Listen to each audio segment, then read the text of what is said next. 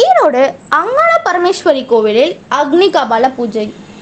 ஈரோடு பட்டக்கார தோட்டம் பகுதியில் அமைந்துள்ளது ஸ்ரீ ராஜகணபதி ஸ்ரீ அங்காள பரமேஸ்வரி ஸ்ரீ கருப்பணசுவாமி ஷீரடி சாய்பாபா திருக்கோவில். இக்கோவிலில் அக்னி கபால பூஜை அமாவாசை தினத்தை முன்னிட்டு நேற்று மதியம் கணபதி பூஜையுடன் தொடங்கியது.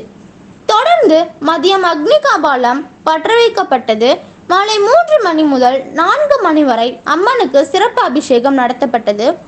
மாலை 6 மணிக்கு அக்னி கபால பூஜை நடைபெற்றது. இதில் பூசாரி கையில் அக்னி சட்டியை எடுத்து கோவிலை வலம் வந்து பக்தர்களுக்கு அருள்வாக்கு கூறினார். தொடர்ந்து பக்தர்களுக்கு கோவில் பிரசாதம் அன்னதானம் வழங்கப்பட்டது. இரவு 8 மணிக்கு சாந்தி பூஜை நடைபெற்றது. விழாவின் ஏற்பாடுகளை கோவில் நிர்வாகத்தினர் செய்திருந்தனர்.